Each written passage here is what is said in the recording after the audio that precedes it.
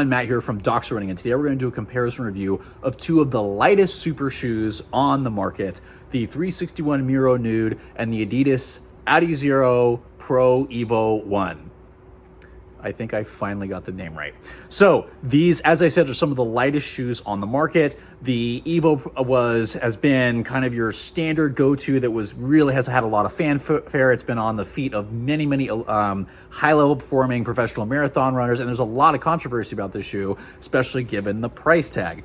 The 361 Miro Nude was very quietly released, and I noticed it and grabbed a pair. This was not sent to us. I just grabbed a pair and wanted to see what it felt like, and it has been crazy light. So we did a review on these, and there's been some discussion online. So for those that are interested, I want to do a comparison review going, if you want the lightest shoe on the market, which one of these might work better for you? Now, just a caveat, I'm not including any of the other super shoes that have been coming out on the Asian market that are not very easy to get your hands on if you are outside of that market. I haven't gotten to try them, so I can't comment. These are just the ones that happen to be decently available in the United States. And yes, those in Europe, I know these are a little rough getting your hands on, so no judgment.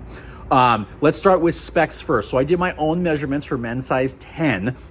The Evo 1 comes in at 5.2 ounces or about 148 grams for men's size 10 in my size. The Miro Nude comes in at 4.3 ounces or 122 grams in my size 10. So almost an ounce difference between the two of these shoes. In terms of stack height, Evo comes in at 39 millimeters in the heel, 33 in the forefoot for a 6 millimeter drop. I have really struggled to find the stack height measurements for the Miro, and what I have found so far has been 36 millimeters in the heel, 27 millimeters in the forefoot for a 9 millimeter drop, which is definitely not what that feels like, although it feels much more in the 5 to 6 millimeter range.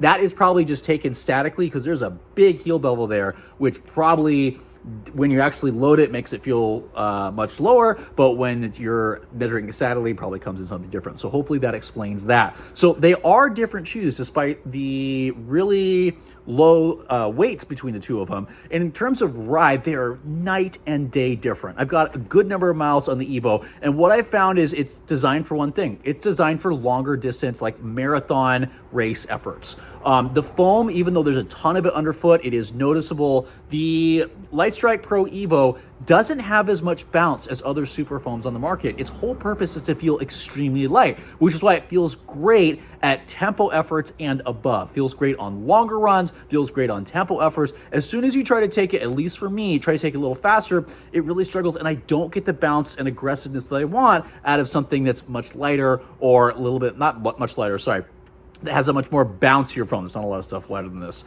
So, but if you want to turn over and do longer efforts, if you want to race a half marathon, this shoe is the easy winner of this stuff because A, it's got enough cushioning underfoot, and B, it's got a ride that works better for more of those half to full marathon efforts. So not the bounciest, definitely not the bounciest on the market, but definitely on the lighter end, and it rolls really nice underfoot. The Miro Nude is the exact opposite, where it feels unbelievably fast and excels really well at 5K and 10K and under efforts. I have done some of my best tempo runs in this shoe. I've done some of my best 400 workouts and faster efforts in this shoe, which is why if my body, if my immune system or whatever is going on is ever healthy enough for me to race again, this is going to be the first shoe that's on my feet for a 5K, which is going to be my major focus here. So it both have carbon fiber plates. The plate here has just a tiny bit more flexibility. It rolls super nice. And I'm going to mess this name up. CQT Extreme, whatever super Piva foam they're using, has a lot of bounce in it, despite it being kind of a thinner shoe, despite being a slightly lower stack height. Tons of bounce that feels really good the faster you run. So definitely opposite ends of the spectrum.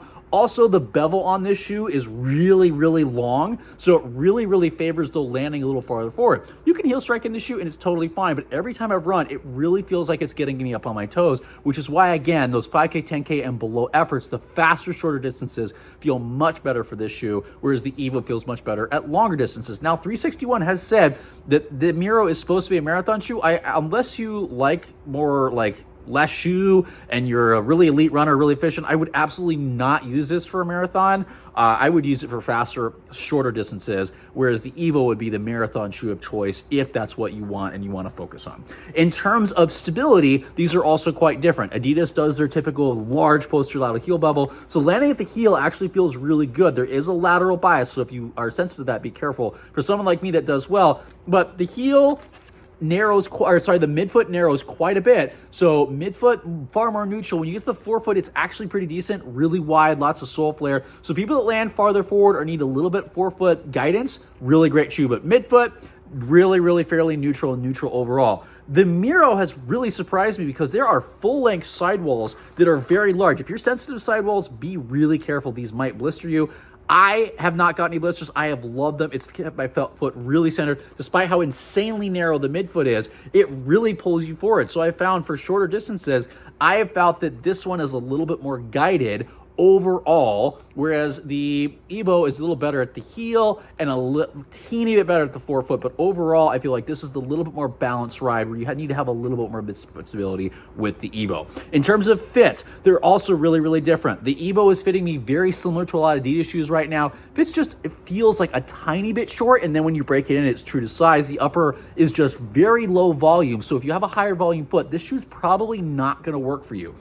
But it does have a little more width. So as the upper breaks in, you're gonna have a teeny bit more room to spread your toes. Upper is super light, locks down fairly well, and then disappears on your foot.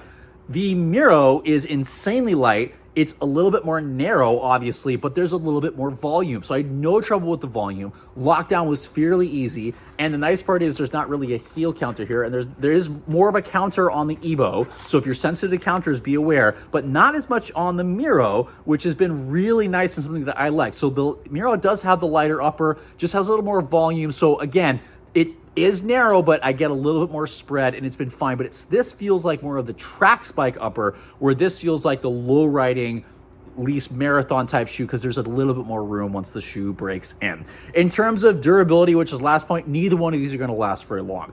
I've got 20 miles on this pair, and I'm starting to rip through this a little bit, but there's still plenty of miles left. The Evo, this is my right shoe. The left one, I ripped off this rubber piece fairly quickly. So if you're really hard on soles, neither one of these are going to be a great option for you, especially over here, because the Evo costs $500.